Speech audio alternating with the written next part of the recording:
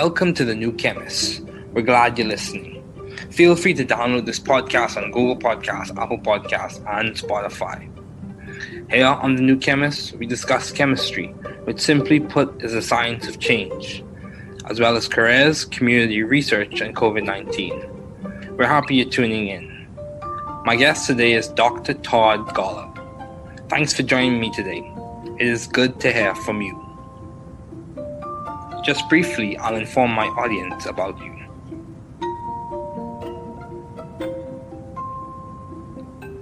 Dr. Todd Golub is a founding core member of the Broad Institute of Harvard and MIT, and serves as the Institute's Chief Scientific Officer and Director of its Cancer Program. He is also the Director of the Gerstner Center for Cancer Diagnostics at the Broad Institute. He joined the faculty of the Dana-Farber Cancer Institute at Harvard Medical School in 1997. At the same time, he served as the leader of cancer genomics at the Whitehead Institute and MIT Center for Genome Research, which evolved into the cancer program at the Broad Institute, which he has directed since 2004. Dr. Golub is currently the Charles A. Dana Investigator in Human Cancer Genetics at the Dana-Farber Cancer Institute and Professor of Pediatrics at Harvard Medical School. He is the recipient of multiple awards, including the Erasmus Hematology Award, the Richard and Hinda Rosenthal Memorial Award, and the Outstanding Achievement Award from the American Association for Cancer Research, the Paul Marks Prize for Cancer Research, the E. Med Johnson Award from the Society for Pediatric Research, and the Judson Darland Prize for Outstanding Achievement in Clinical Investigation from the American Philosophical Society. Dr. Golub has served in the Scientific Advisory Board of numerous organizations, including serving as Chair of St. Jude's Children's Research Hospital and the Board of Scientific Advisors of the National Cancer Institute. Please welcome Dr. Todd Golub.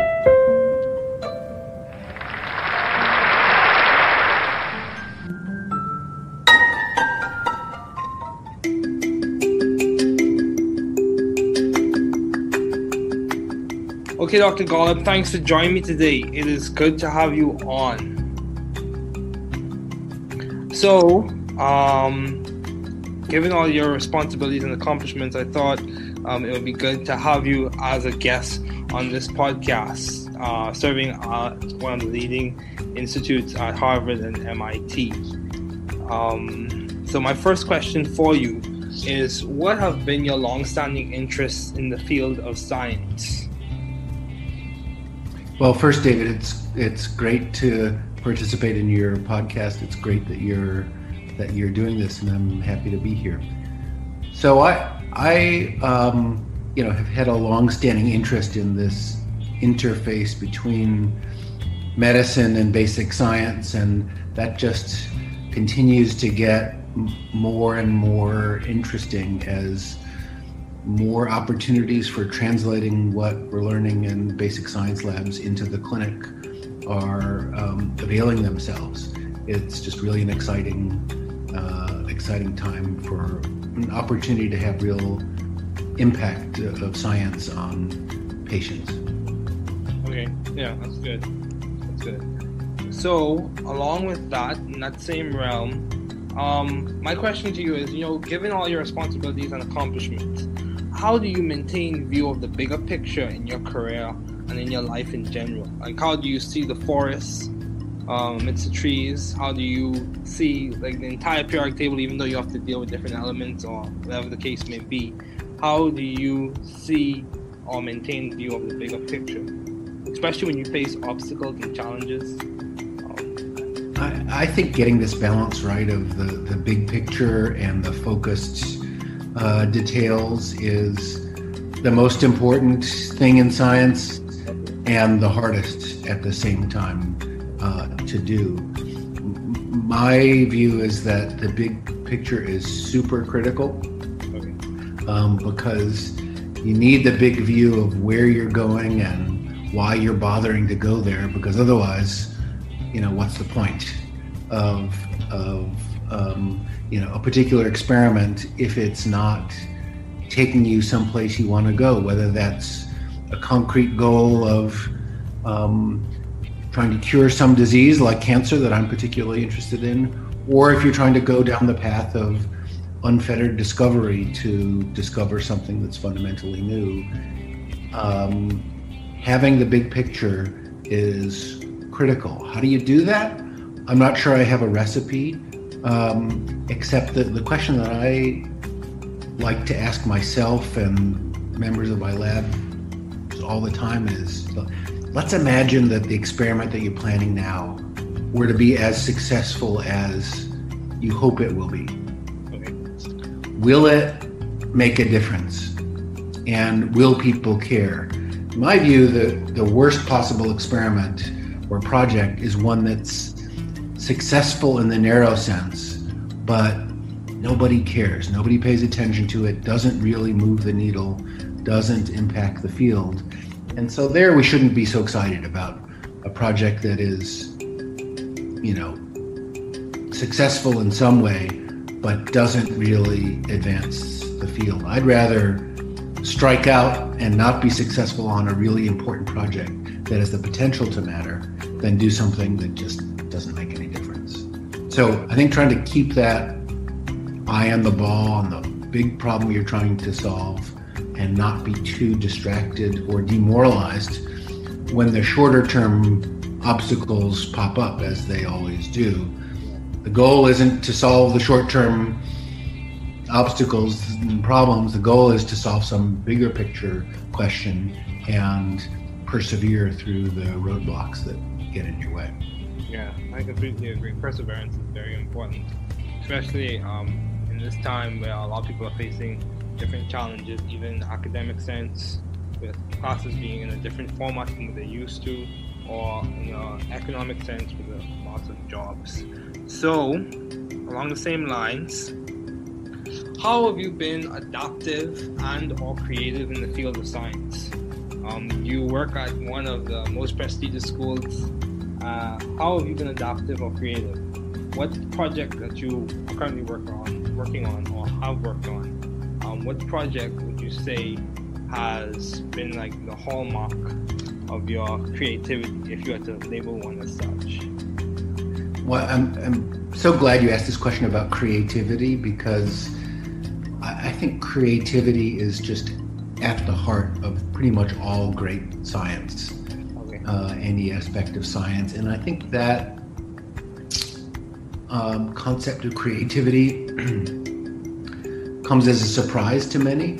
I think many non-scientists think about science as, you must be really brilliant and or have kind of encyclopedic knowledge of scientific facts, and that's what they think science is, being a master of the universe of scientific details. And I suppose that stuff doesn't hurt, but it's certainly not enough. And so I think of what's most important in science is what you said, and that's creative thinking about a new approach to an old problem. For example, really trying to think in novel, out-of-the-box kind of ways. That's just super critical. And I think, I maybe have an extreme view of this, but I think that scientists should be surrounding themselves with other creative people, non-scientists, artists, for example. So, with that in mind, I helped start an artist in residence program at the Broad Institute, where we bring in every year one or two artists who are creative in their way. They're trying to look at the world through a new lens in their way and in their own language. And so we bring them in and have them hang out at the Broad Institute and talk to scientists with the hope that creative thinking very indirectly will have a benefit on the creative thinking of scientists at the Broad. Okay, wow, that's commendable. So my question to you is along the same lines. So it's quite clear that you have been successful in terms of the ideative process when it comes to research and projects in your lab. So how do you go about coming up with ideas for research? do you like reference old literature and review the previous literature and get insight from the past, or is it just like you get a spark of insight or innovation? How do you go about coming up with new ideas for you to do research on in your lab? So that's an interesting question, and I don't have a process for it. Oh, good. And I would say that the steps in getting to a great idea for a new project, at least for me, tends to be kind of long and hard, and involve discarding a lot of ideas that maybe at first seemed like they were awesome, but then on further scrutiny, either by me or more commonly by someone in the lab, a postdoc or a student, and other scientists, when they press on that idea, come to discover, it's not actually a great idea, or it's a great idea in principle, but in practice, there's no way to really actualize it. So, and I think this is sometimes frustrating to people, like new people starting relatively early in their research careers, who have this expectation that, these ideas for a great project are supposed to come really easily, and you should be able to go quickly from the kernel of an idea to the execution of a project. And they get frustrated when this process of refining and pressing on an idea until you get it really right, they get frustrated when that takes time. And I think that amount of time, whatever it takes, is well worth it. Rather than rushing to just start executing on a project idea before you've really thought about its potential upside and the potential risks with it. Now, it's also an interesting question, how does that process of coming up with a great project idea relate to the past versus the future? On the one hand, if you're totally ignorant of the past, you're at risk of just doing the same experiment someone else has done and failing at it again. On the other hand, if you're too hamstrung by what's come before and you only base what you're going to do based on the next step that seems obvious given what's already been done, I think that kind of limits your scope. And so for me, most projects actually don't start with a review of the literature. They think in a completely blue sky about what might be possible in the future, and then go back and ask, okay, this seems like a really good idea. Has nobody really ever done this before? And then scour the literature to sort it out. I think that's, at least for me, a better order. Start with the big idea and then fit onto that big idea what's come before, rather than try to piece together a project based on the past. Yeah, that's good. So, I would say many people would say or argue that Harvard or MIT, those are good institutions for students to thrive scientifically and intellectually. So how have you sought, or how did you find this good environment for you to thrive scientifically and intellectually? What did it just happen through serendipity, or was it the grind or grit? How did you go about finding a good environment for you to thrive? Yeah, so I think this question about scientific environment is really critical, and maybe the most critical thing to think about. Often when people are leaving our group to take up, for example, faculty positions elsewhere or scientist commission positions in companies, sometimes they come with a spreadsheet that says, okay, here's how many dollars are being offered from this university and that university, and here's how many square feet of space I would have in this position versus that position. What do you think? And my answer is almost invariably, that rarely matters too much. What matters more is the intellectual environment of colleagues and trainees that you're surrounded by. And if that's awesome, whatever resources available is probably going to be sufficient. If that sucks and you're, on an island, it kind of doesn't matter how much financial resource or how much space you have. It's going to be tough going. So I think this scientific environment question of being, the environment in which there's a collaborative spirit and a critical mass of scientists who are thinking about some similar questions, but not in the identical way. That's what makes for a really ripe environment for research. And so you're right, the Boston community is pretty amazing with respect to the large number of faculty and students and trainees and other scientists in this community, and I think that makes us all better. How did I wind up here? Yeah, mostly by serendipity, but just continue to be drawn to it because of this richness of scientific discovery and curiosity and people. Okay, yeah, that's good.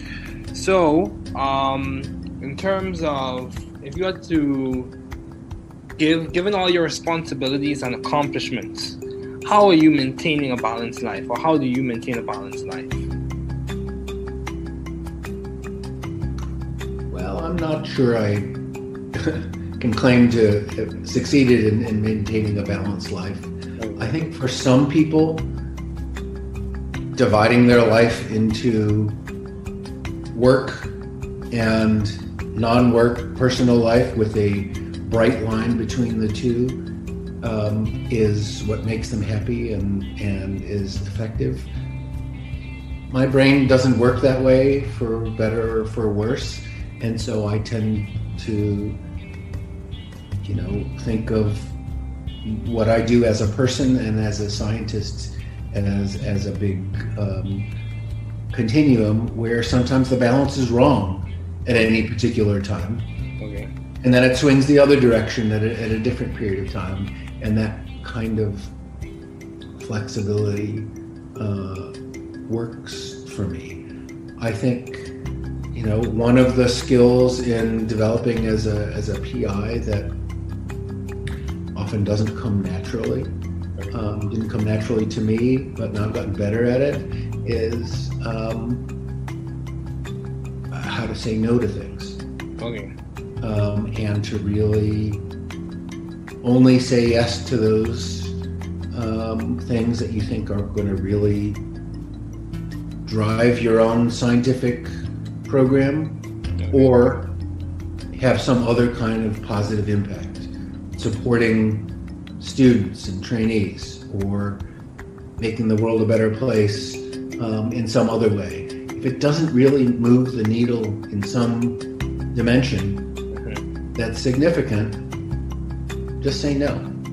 And that is easier said than done, but doing that can have a big impact on your sanity and work-life balance for sure. Wow, that's good. Yeah, I completely agree. For me personally, as a graduate student, I'm still figuring out balance myself. So I completely agree. Sometimes balance is a dynamic process. It's not I have achieved it or I have reached it completely. So after reviewing your profile and seeing all the work that you've done and the impact that you've made, I would say by many standards, people would say you have been successful as a professor in the field. So what would you attribute to your success? Or what has been the guiding factor or the impetus on which you have been so successful as a professor? Yeah, I'm not sure, but I would say that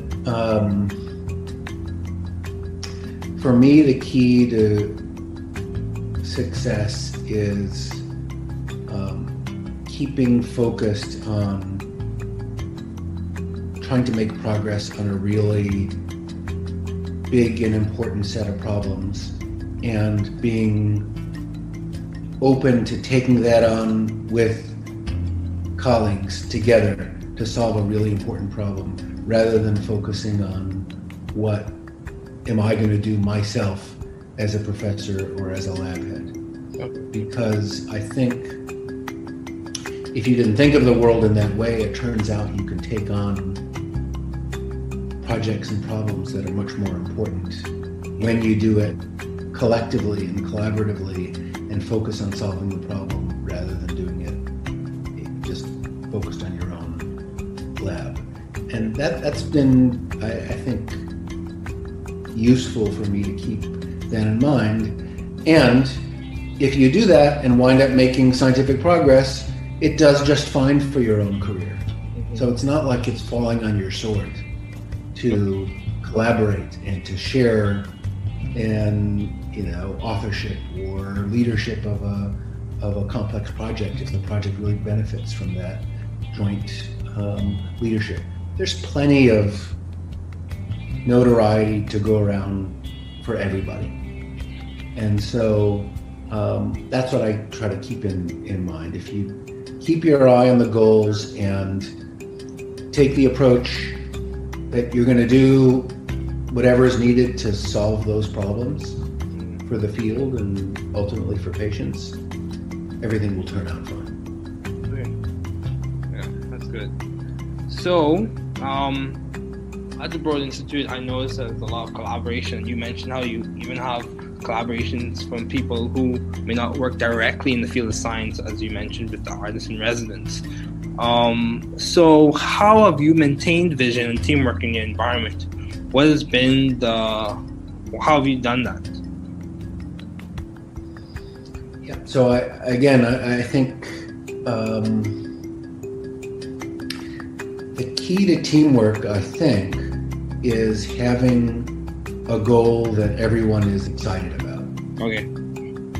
Feels like there's common cause. Yeah, that's a really important problem that I couldn't solve by myself, but I could be part of solving it together with others. And so, if the problem you're trying to solve isn't very important, why put up with the complications of some kind of complex, collaborative, team-based approach to science? Much simpler to do things just in your own group. But once you realize that actually you can't move the needle in the same way that you can by working together, then the synergistic, collaborative, team-based science is logical for what you'd want to do. And you're happy to put up with the occasional complexities of, sometimes decision-making is less straightforward when you have multiple leaders working together to solve a problem than it is if you just have an individual leader. Oh well, that's part of the cost of taking on a project which, if successful, will really change the world. And that's a trade-off I'm more than willing to take. But that's why, again, getting back to where we started, it's super critical to make sure you're working on the right problems. Because if you're going to try to organize all this complex interaction and collaboration, but for a project and a goal that doesn't really matter, who needs it? Yeah, that's true. And similarly, I think, some people have what I think is a bit of a fantasy that if you simply put people from different disciplines together in the same building, for example, or on the same floor, or around a coffee machine, that somehow a beautifully synergistic, multidisciplinary discovery will come out of it. I don't think that happens very often. Rather, think the way it works is that if you have a group of people that are aligned in their desire to solve a problem, and they share the view that we should bring whatever discipline and expertise and approach is needed to solve the problem, then you're well positioned to make multidisciplinary discoveries, because you're trying to solve the same problem. You're all rowing together. Okay. So, taking a shift or switching gears, why did you choose medicine as a field to do your doctoral studies in? Why did you choose to go to med school? So, like many people, coming out of college, I was torn between, should I go to graduate school? Should I go to medical school? Should I do MD, PhD? And, I was tortured by that distinction, as many are. In the end, I decided to go to medical school, trying to pack in as much laboratory research as I could as a medical student, because I decided that in the end, I was really intrigued by medical problems. I was motivated by wanting to help patients, and I liked the idea of the science inside medical challenges, and that to really do that well required really understanding the nature of the problem. So I don't see patients anymore. I don't take care of patients anymore, but I'm really glad that I did medical training, because I feel like it helps me understand the problems that are really in need of solutions. It helps me understand what's feasible in a hospital healthcare kind of setting, and that's very rewarding. Because I didn't do a PhD, there are some fundamental gaps in my fund of knowledge that you could say, well, that's a handicap, and it probably is in some ways. On the other hand,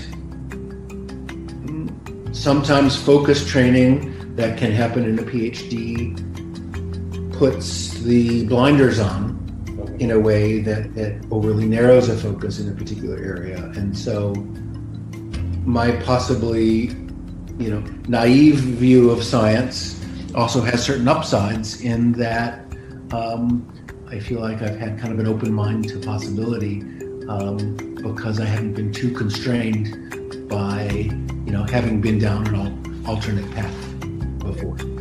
Okay. Yeah, that's good. Yeah, I could say a lot of people do encounter the challenge where they are pressed between or trying to decide between grad school, med school, and the PhD. Yeah, that is definitely a battle to fight.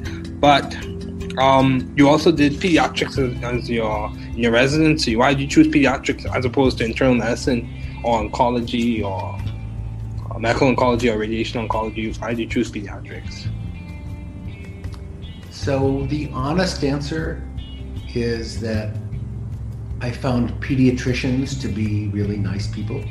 Okay. And we discussed before, the environment that you're in is a really important part of work.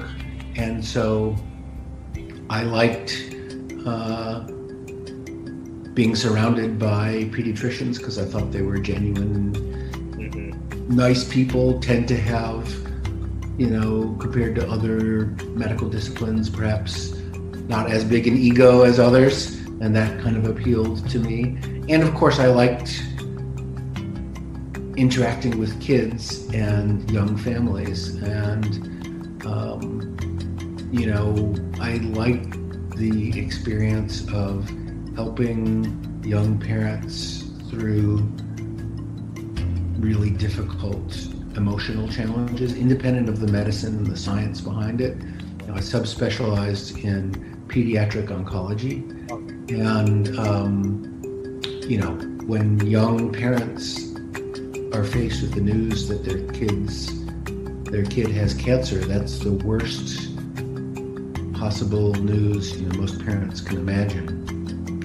And so having to break that news to them, on the one hand, was very difficult and unpleasant. On the other hand, it was one of the things that brought me the greatest satisfaction as a doctor, because if you can help a family through the darkest period for them and help them see a ray of light and help them understand something really complex and help them see that there's reason for hope without sugarcoating it, then you've really done something personally meaningful, and that brought me a lot of pleasure. And so in an ironic way, that aspect of,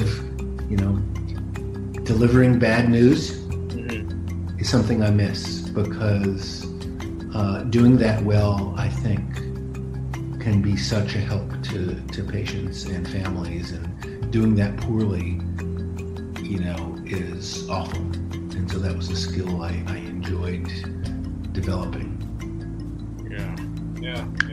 I actually have a relative who's a pediatrician, and he echoes some of the same sentiments in that, my dad is a pediatrician. He echoes some of the same sentiments in that one of the things he enjoys seeing is how resilient children can be, even in the midst of facing those challenges with diseases and stuff like that. No, their kids are amazing, both emotionally, in what they often, unfortunately, have to endure, and medically, they're amazingly resilient. Their bodies are amazingly resilient and adaptive, and so there's also some really interesting science in there as well. I agree. So as we conclude, do you have any advice to those wanting to pursue the field you are currently working in, studying in, matriculating in? If you had to give advice to whether it be scientists who are facing challenges in the midst of COVID, or undergraduates who aspire to a profession that you are working in any of those areas, what advice would you give? I would say that to remind everyone to think about impact. And what can you do with your life that will maximize your impact in a field, on the world, and then do whatever it takes to have that impact. If you're heading down a path that in science that feels like, even if in the short term it's successful, the impact is minimal, that's not great. And it's worth stepping back and asking, what could I be doing in a different direction that can't guarantee big impact? Because if you want guarantees, you're not going to have the big impact. The guaranteed successes gives you incremental success. It doesn't give you the really dramatic impact that I think we'd all like to have. And so that means being willing to take on some risk, and I think that's okay and good. But just make sure that the potential for big impact is there, because if it's not, you should be using your talent and your brilliance and your creativity and your motivation and hard work. You should be putting all those skills to work on something more important. I agree. So, Dr. Golub, thank you so much for joining me today. It was good to have you on.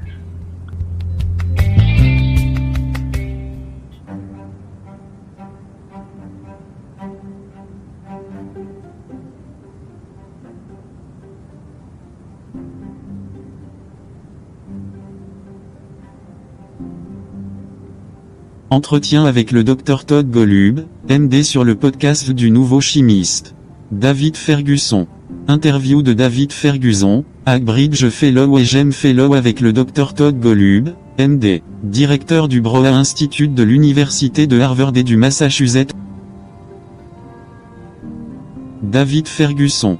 Mon invité aujourd'hui est le Dr Todd Golub. Merci de m'avoir rejoint aujourd'hui. C'est bon d'avoir de tes nouvelles. Brièvement, je vais informer mon auditoire de vous. Le Dr Todd Golub est un membre fondateur du Broad Institute de Harvard et du MIT, et occupe le poste de directeur scientifique de l'Institut et de directeur de son programme de lutte contre le cancer. Il est également directeur du David Ferguson Gerstner Center for Cancer Diagnostic et le Broad Institute. Il a rejoint le corps professoral du Dana-Farber Cancer Institute de la Harvard Medical School en 1997. Parallèlement, il a occupé le poste de responsable de la génomique du cancer au Whitney Institute et du MIT Center for Genome Research, qui est devenu le programme de lutte.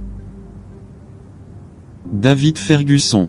Dirigé depuis 2004. Le Dr Golub est actuellement chercheur Charles à Dana et génétique du cancer humain au Dana-Farber Cancer Institute et professeur de pédiatrie à la Harvard Medical School. Il est récipiendaire de plusieurs prix, dont le prix Erasmus en hématologie, le prix commémoratif Richard et Ida Rosenthal, l'un des prix pour réalisations exceptionnelles de l'American Association for David Ferguson. Le prix Paul Marks pour la recherche sur le cancer. Le prix Emea Johnson de la Society for Pediatric Research, et le prix Judson Darlan pour réalisation exceptionnelle en recherche clinique de l'American Philosophical Society. Le Dr Golub a siégé au conseil consultatif scientifique de nombreuses organisations, notamment en tant que président du St Jude Children's Research Hospital.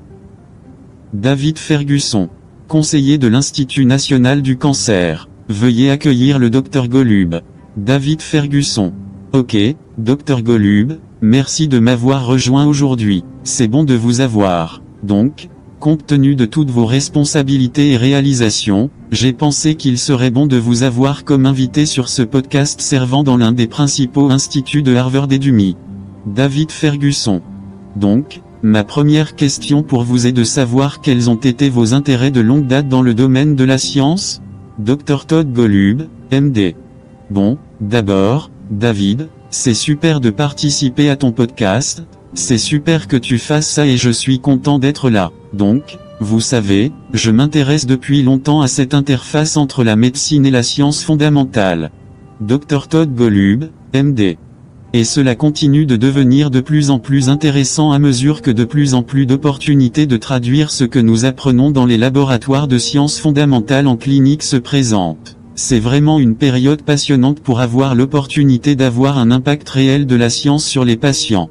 David Ferguson.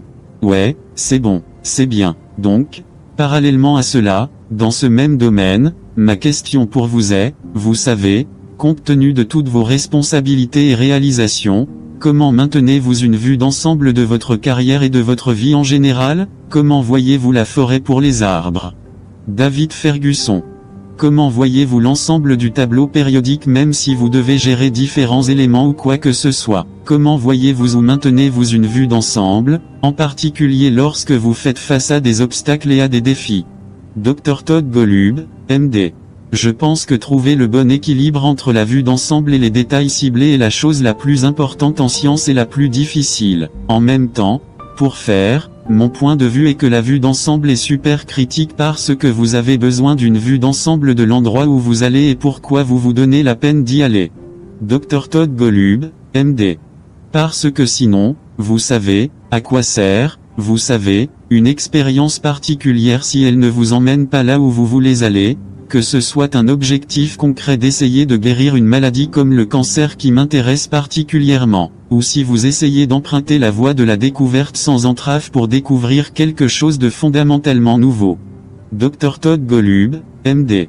Avoir une vue d'ensemble est essentiel. Comment tu fais ça? Je ne suis pas sûr d'avoir une recette, sauf la question que j'aime me poser ainsi qu'aux membres de mon labo tout le temps. Imaginons que l'expérience que vous planifiez maintenant, soit aussi réussie que vous l'espérez sera.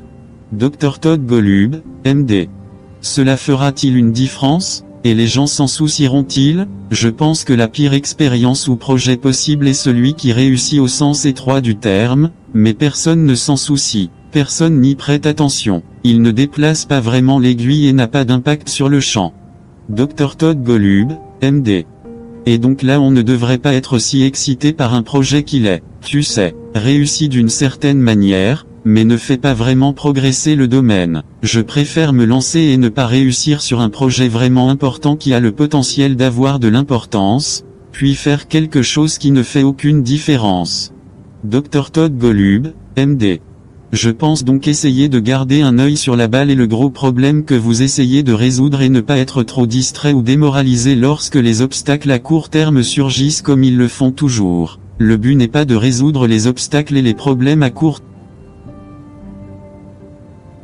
Dr Todd Golub, MD. L'objectif est de résoudre une question plus vaste et de persévérer à travers les obstacles qui se dressent sur votre chemin. David Ferguson. Ouais, je suis complètement d'accord. La persévérance est très importante, surtout en cette période où beaucoup de gens sont confrontés à des défis différents, même au sens académique, avec des cours présentés dans un format différent de ce qu'ils avaient l'habitude de faire ou un sens économique avec perte d'emploi. David Ferguson.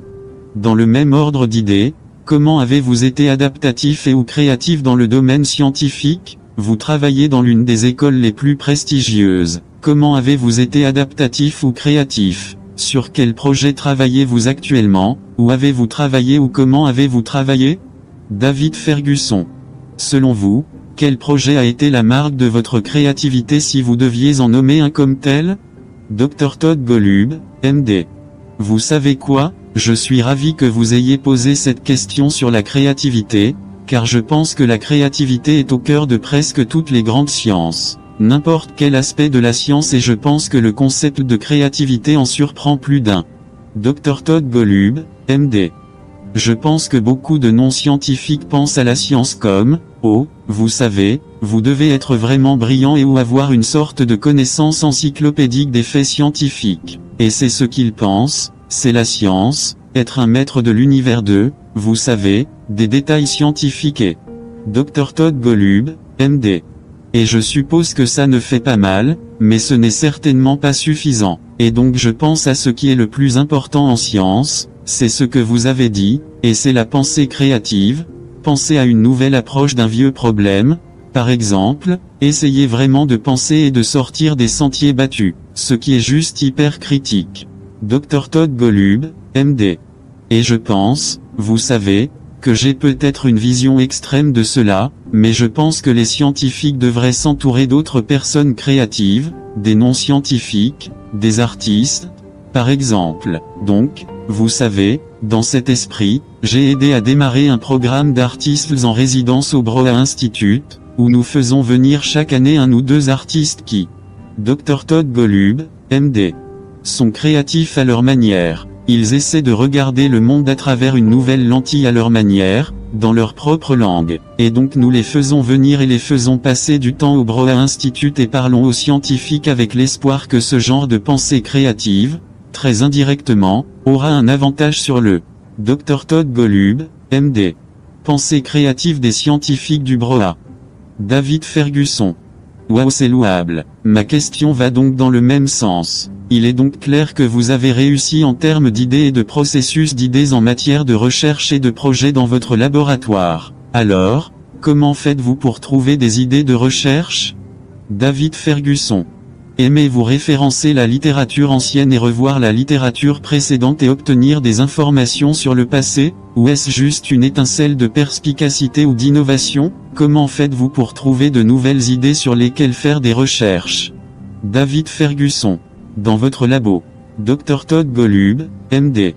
C'est donc une question intéressante. Je dirais que je n'ai pas de processus pour cela, et je dirais que les étapes pour arriver à une bonne idée pour un nouveau projet, du moins pour moi, ont tendance à être longues et difficiles et à impliquer.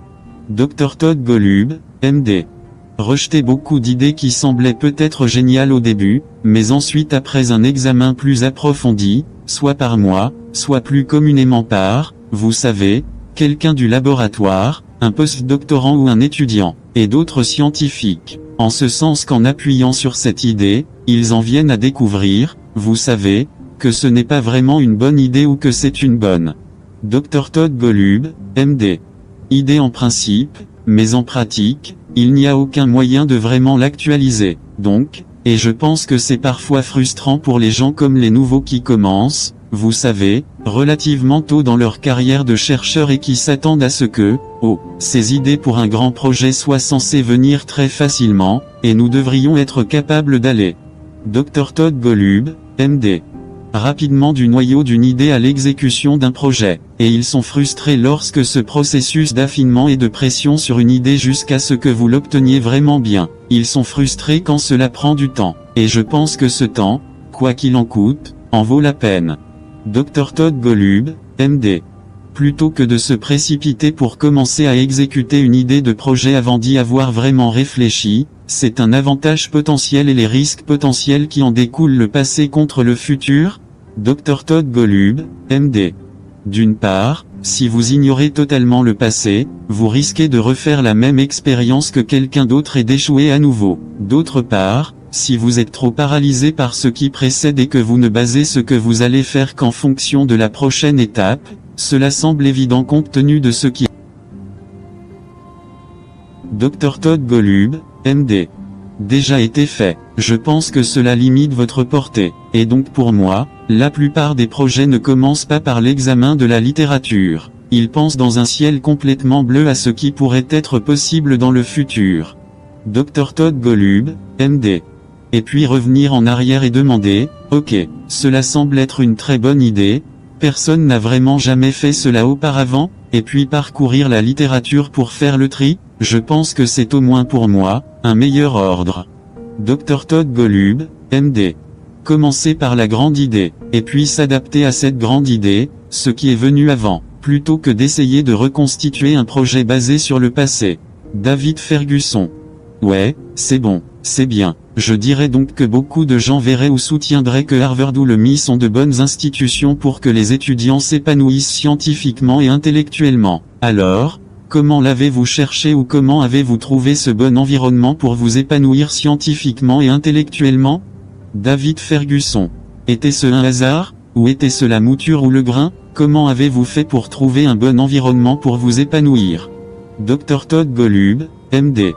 Oui, donc je pense que cette question sur l'environnement scientifique est vraiment critique et peut-être la chose la plus critique à laquelle réfléchir. Vous savez, souvent, lorsque les gens quittent notre groupe pour occuper, par exemple, des postes de professeurs ailleurs ou des postes de scientifiques dans des entreprises, vous savez, parfois ils viennent avec une feuille de calcul qui dit, ok, voici combien de dollars sont.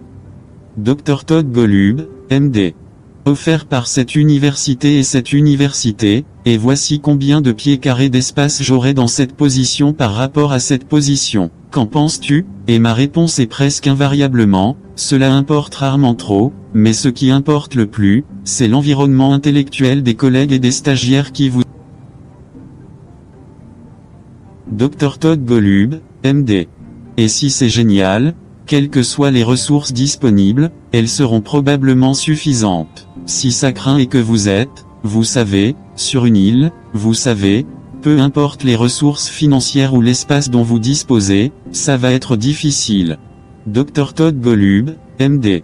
Je pense donc que cet environnement scientifique doit être, vous savez, l'environnement dans lequel il y a un esprit de collaboration et une masse critique de scientifiques qui réfléchissent à des questions similaires, mais pas de la même manière. C'est ce qui fait qu'il est vraiment mûr. Dr Todd Golub, MD. Environnement pour la recherche. Et vous avez donc raison, la communauté de Boston est assez étonnante en ce qui concerne le grand nombre de professeurs, d'étudiants, de stagiaires et d'autres scientifiques dans cette communauté, et je pense que cela nous rend tout meilleur. Dr Todd Golub, MD. Comment ai-je atterri ici? Ouais, surtout par sérendipité. Ouais, mais juste continuer à être et continuer à être attiré par cette richesse de découvertes scientifiques, de curiosité et de personnes. David Ferguson. Ok, oui, c'est bien. Donc, si vous deviez le faire, compte tenu de toutes vos responsabilités et de vos réalisations, comment maintenez-vous une vie équilibrée ou comment maintenez-vous une vie équilibrée? Dr Todd Golub, MD. Eh bien, je ne suis pas sûr de pouvoir prétendre avoir réussi à maintenir une vie équilibrée. Je pense que pour certaines personnes, diviser leur vie en travail et vie personnelle non professionnelle avec une ligne claire entre les deux est ce qui les rend heureuses et est efficace. Dr Todd Golub, MD. Mon cerveau ne fonctionne pas de cette façon pour le meilleur ou pour le pire. Et donc j'ai tendance, vous savez, à penser à ce que je fais en tant que personne et en tant que scientifique et comme un grand continuum où parfois l'équilibre est faux à un moment donné. Dr Todd Golub, MD. Et puis ça bascule dans l'autre sens, à une autre période de temps. Et ce genre de flexibilité fonctionne pour moi. Je pense, vous savez, l'une des compétences dans le développement en tant que chercheur principal, qui, souvent, ne vient pas naturellement ou ne m'est pas venu naturellement, mais maintenant je me suis amélioré. Dr Todd Golub, MD. Comment dire non à des choses et vraiment, ne dire oui qu'à ces choses qui, selon vous, vont vraiment conduire votre propre programme scientifique ou avoir un autre type d'impact positif en soutenant les étudiants et les stagiaires ou en rendant le monde meilleur dans certains autrement. Dr Todd Golub, MD. Si cela ne déplace pas vraiment l'aiguille dans une certaine dimension, c'est important. Dis juste non. Et ça, vous savez, c'est plus facile à dire qu'à faire. Mais cela peut certainement avoir un impact important sur votre santé mentale et votre équilibre travail-vie personnelle. David Ferguson. Waouh, c'est bon, je suis complètement d'accord. Pour moi personnellement, en tant qu'étudiant diplômé, je suis encore en train de trouver mon équilibre, donc je suis tout à fait d'accord. Parfois, l'équilibre est un processus dynamique. Ce n'est pas, je l'ai atteint ou je l'ai atteint complètement. David Ferguson. Donc, après avoir examiné votre profil et vu tout le travail que vous avez fait et l'impact que vous avez eu, je dirais que selon de nombreuses normes, les gens diraient que vous avez réussi en tant que professeur dans le domaine. David Ferguson. Alors, à quoi attribueriez-vous votre succès ou quel a été le facteur directeur ou l'impulsion sur laquelle vous avez si bien réussi en tant que professeur? Dr Todd Golub, MD. Tu sais, je ne suis pas sûr, mais je dirais ça. Pour moi, la clé du succès est de rester concentré sur le fait d'essayer de progresser sur un ensemble de problèmes vraiment gros et importants et d'être ouvert à affronter cela avec. Dr Todd Golub, MD. Collègue pour résoudre un problème vraiment important plutôt que de me concentrer sur ce que je vais faire moi-même en tant que professeur ou chef de laboratoire. Parce que je pense que si vous ne pensiez pas au monde de cette façon, il s'avère que vous pouvez assumer. Dr Todd Golub, MD. Des projets et des problèmes qui sont beaucoup plus importants lorsque vous le faites collectivement et en collaboration et que vous vous concentrez sur la résolution du problème plutôt que sur sa réalisation, en vous concentrant uniquement sur votre propre laboratoire. Et cela a été, je pense, utile pour moi de garder cela à l'esprit. Dr Todd Golub, MD. Et si vous faites cela et que vous finissez par faire des progrès scientifiques, c'est très bien pour votre propre carrière. Ce n'est donc pas comme si vous deviez collaborer et partager et, vous savez, la paternité ou la direction d'un projet complexe si le projet bénéficie vraiment de cette direction conjointe. Dr Todd Golub, MD. Il y a beaucoup de notoriété pour tout le monde, et c'est donc ce que j'essaie de garder à l'esprit. Si vous gardez un œil sur les objectifs et adoptez l'approche que vous allez faire tout ce qui est nécessaire pour résoudre ces problèmes pour le terrain et, en fin de compte, pour les patients. Dr Todd Golub, MD. Tout ira bien. David Ferguson. Ouais, c'est bon. Donc, au Broad Institute, j'ai remarqué beaucoup de collaborations et vous avez mentionné comment vous avez même des collaborations de personnes qui ne travaillent peut-être pas directement dans le domaine de la science, comme vous l'avez mentionné avec le programme des artistes en résidence. David Ferguson. Alors, comment avez-vous maintenu la vision et le travail d'équipe dans votre environnement? Qu'est-ce qui s'est passé? Comment avez-vous fait? Dr Todd Golub, MD. Donc encore une fois, je pense, la clé du travail d'équipe, je pense, est d'avoir un objectif qui passionne tout le monde. On a l'impression qu'il y a une cause commune. Oui, c'est un problème vraiment important que je ne pourrais pas résoudre par moi-même, mais je pourrais participer à sa résolution avec d'autres. Dr Todd Golub, MD. Et donc, vous savez, si le problème que vous essayez de résoudre n'est pas très important, pourquoi accepter les complications d'une sorte d'approche scientifique complexe, basée sur une équipe collaborative, beaucoup plus simple de faire les choses juste dans votre propre groupe. Dr Todd Golub, MD. Mais une fois que vous vous rendez compte qu'en fait, vous ne pouvez pas déplacer l'aiguille de la même manière qu'en travaillant ensemble, ensuite, la science synergique et collaborative basée sur l'équipe est, logique, que vous voudriez faire, et vous êtes heureux de supporter les complexités occasionnelles de, oui, parfois la prise de décision est moins simple lorsque plusieurs dirigeants travaillent. Dr Todd Golub, MD.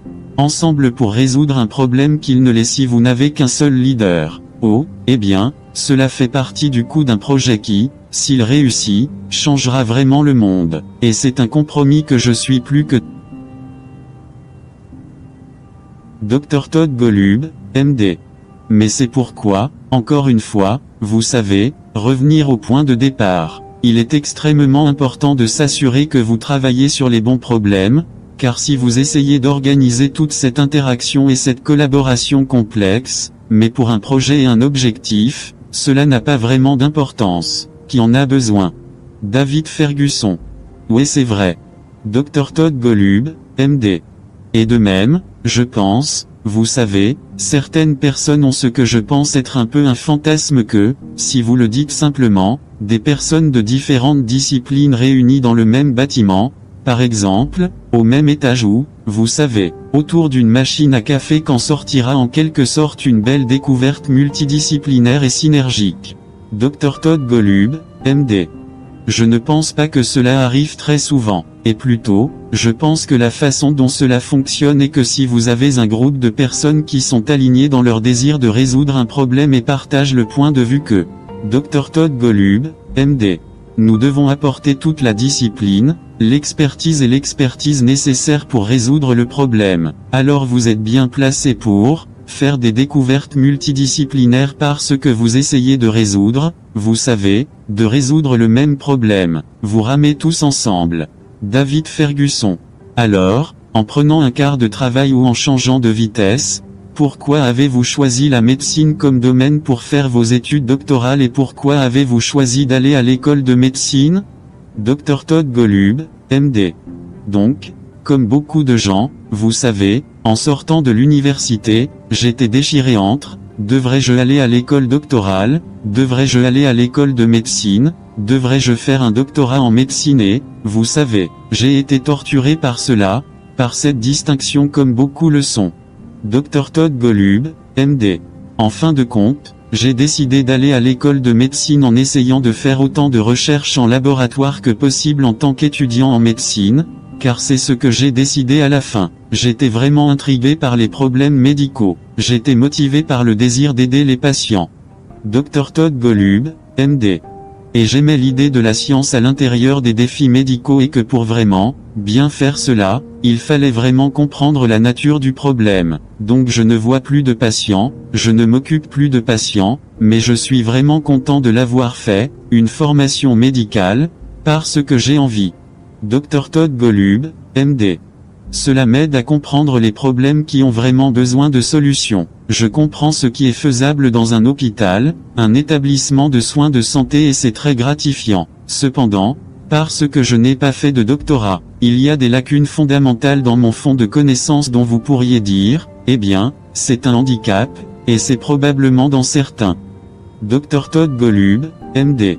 Façon. D'autre part, parfois, une formation ciblée qui peut se produire dans un doctorat met les œillères de manière à réduire trop l'attention dans un domaine particulier. Et donc, ma vision peut être, vous savez, naïve de la science a aussi certains avantages à...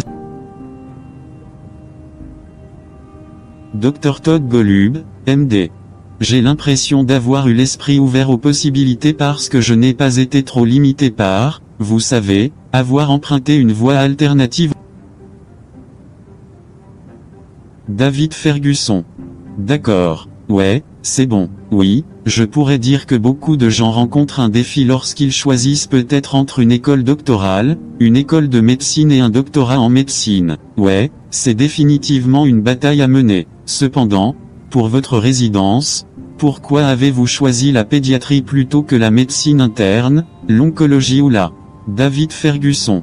Oncologie ou radio-oncologie, pourquoi avez-vous choisi la pédiatrie? Dr Todd Golub, MD. Donc, La réponse honnête est que j'ai trouvé les pédiatres très gentils et nous avons discuté avant que l'environnement dans lequel vous vous trouvez est une partie très importante du travail. Et donc j'ai aimé être entouré de pédiatres parce que je pensais qu'ils étaient authentiques. Les gens sympas ont tendance à avoir, vous savez, par rapport à d'autres disciplines médicales, peut-être pas aussi gros. Dr Todd Golub, MD.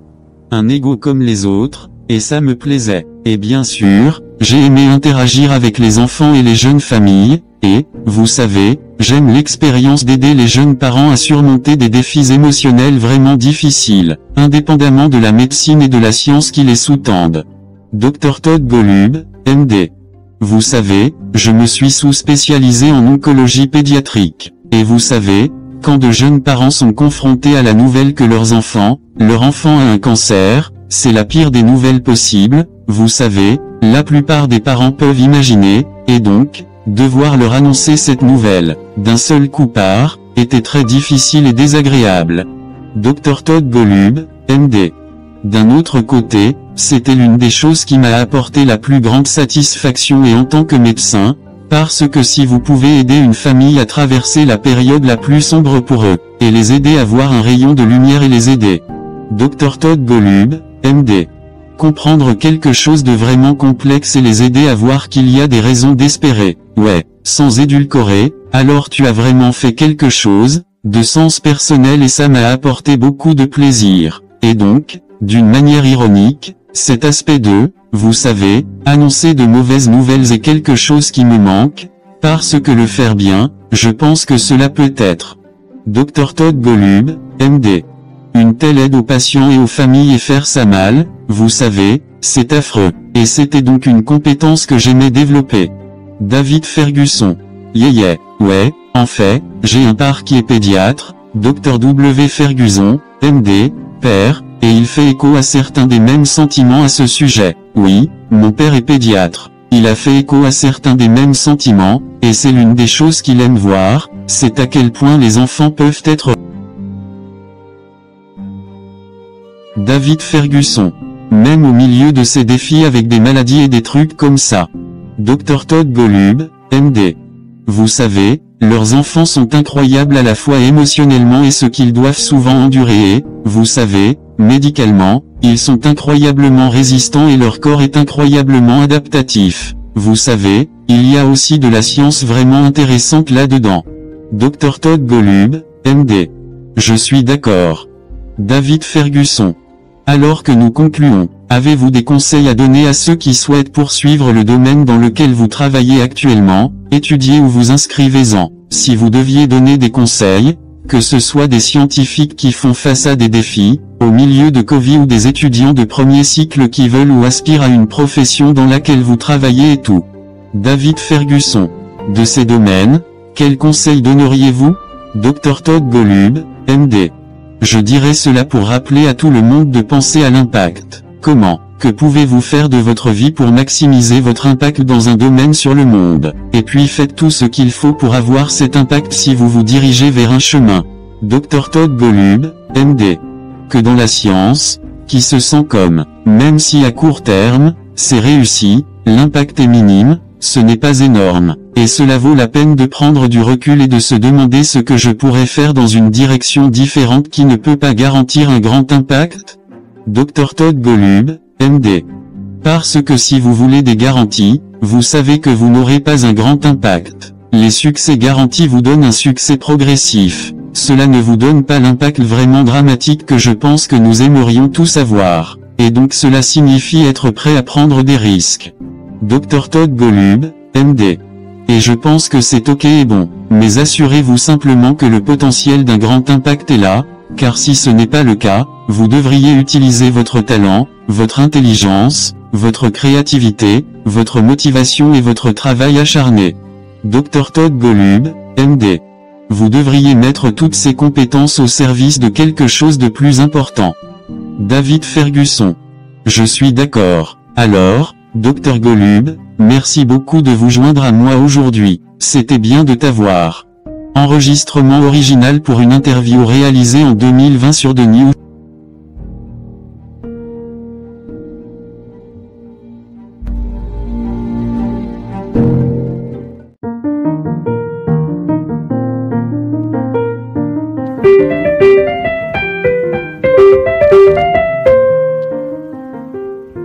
Thanks for listening. We're glad you were able to tune into this podcast. Once again, this is The New Chemist, where we discuss chemistry, which simply put is the science of change, as well as the other sciences, careers, community, research, and COVID-19. Thanks again for listening. Note, the views on this podcast represent those of my guests and I.